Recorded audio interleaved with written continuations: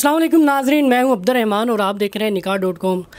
नाजरीन, जैसा कि निकाह.com रिश्तों का प्लेटफॉर्म है, लेकिन हम इस प्लेटफॉर्म पे हमारे पास कुछ ऐसी फैमिलीज़ भी आती हैं जो नहायत ही गरीब होते हैं, जो मदद के लिए आते हैं। तो इसी तरह आज हमारे पास एक फ़ैमिली आई है जो अपनी मदद के लिए आई है। जैसा कि नाज़रीन आपको मालूम है कि पाकिस्तान 1947 में आज़ाद हुआ और तकरीबन 85-86 साल गुजर गए हैं। अब ये बुज़ुर्ग औरत है, बुज़ुर्ग ये बाबा जी हैं, इनके भी अम्मा जी की उम्र भी तकरीबन पाकिस्तान की उम्र के बराबर हो चुकी है। लेकिन बात यह है कि पाकिस्तान अभी तक वेलफेयर स्टेट नहीं बन सका। तो इसी घर से लोग परेशान हैं, बदहाल हैं और उनका कोई आसरा नहीं है। अगर बीमार हो जाए तो मेडिसिन ख़रीदने के पैसे नहीं होते। तो इसी घर से ये लोग हमारे पास आए हैं। आइए पूछते हैं इनकी ज़ुबानी क्या इन पे बीत रही हैं, ये अपनी दवाइयाँ वगैरह या अपना रहाइश कैसे इन्होंने रखी है, कैसे गुज़र-औक़ात कर रहे हैं। जी अस्सलाम वालेकुम। वालेकुम अस्सलाम। क्या नाम है जी आपका? शबाना। शबाना, मुझे बताइएगा कि ये बुज़ुर्ग क्या लगते हैं आपके? वालिद साहब हैं। ये आपके वालिद साहब हैं। तकरीबन कितनी उम्र है इनकी?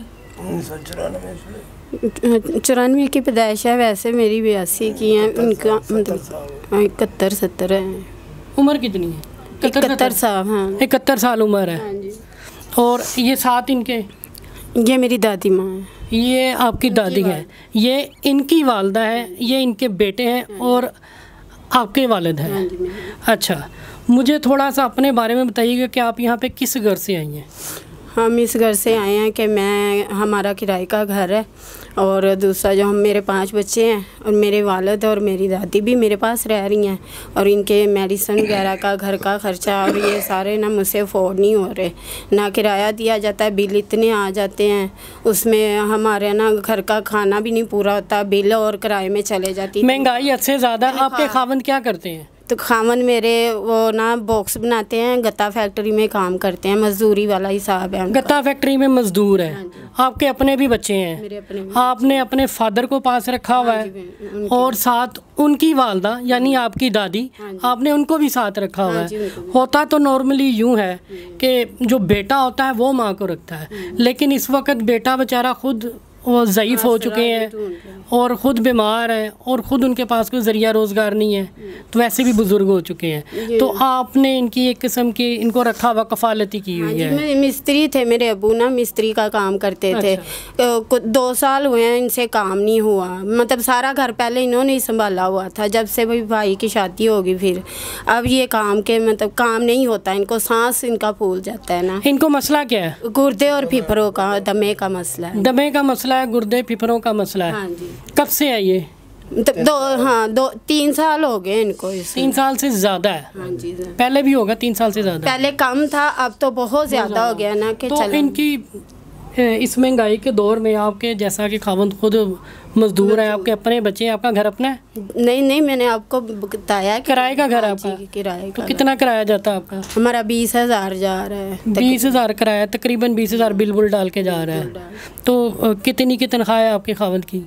उनकी तो टोटल ही 15-20 है, तो हमारी उसमें कुछ भी नहीं पूरा आता। दवाइयाँ तो बिल्कुल ही नहीं आती ना, बिल और किराए में चले जाती है सारी तनख्वाह। और फिर देखते हैं कि अब खाना कहाँ से, तो खाना कहाँ से है, दवाई कहाँ से लेनी है? इनकी दवाई तो आप दे ही नहीं सकती। मैं नहीं अफोर्ड नहीं कर रही ना, इसलिए मैं कह रही हूँ कि अब ये इनका आसरा भी ना कुछ बन जाए ना, तो मैं इनको ना अपने घर का तो मैं पूरा कर लूँगी, इनका नहीं हो रहा। ये आपसे खर्चा आप अफोर्ड नहीं कर सकती।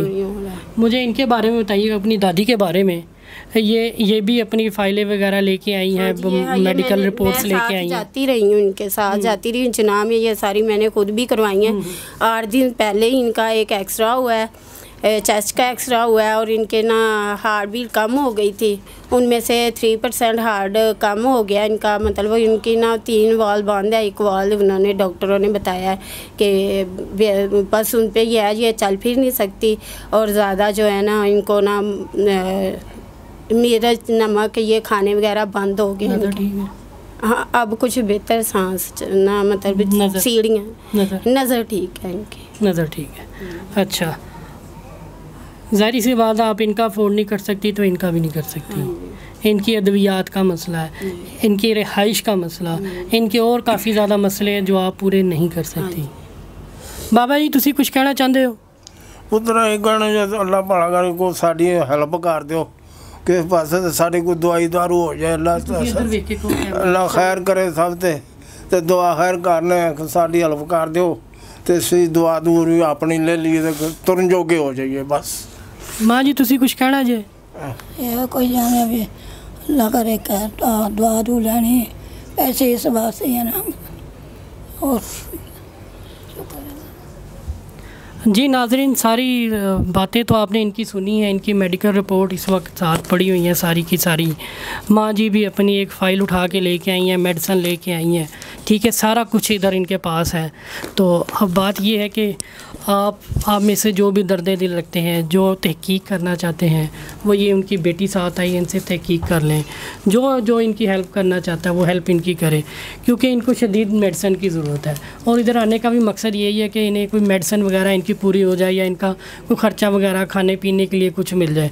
बेटी ने तो इनको घर में रखा है, लेकिन वो आखिर पराए घर में है, कितना अरसा साथ रखेगी, कितना अरसा इनके वो अखराजात उठाएगी।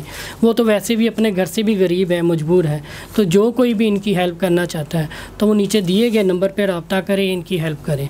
जो तहकीक करना चाहता है, इनसे बात करना चाहता है, वो बात करके अपनी यकीन दहानी करके खुद कर ले सारा कुछ। इसके साथ ही मुझे दें इजाज़त। शुक्रिया, अल्लाह हाफ़िज़।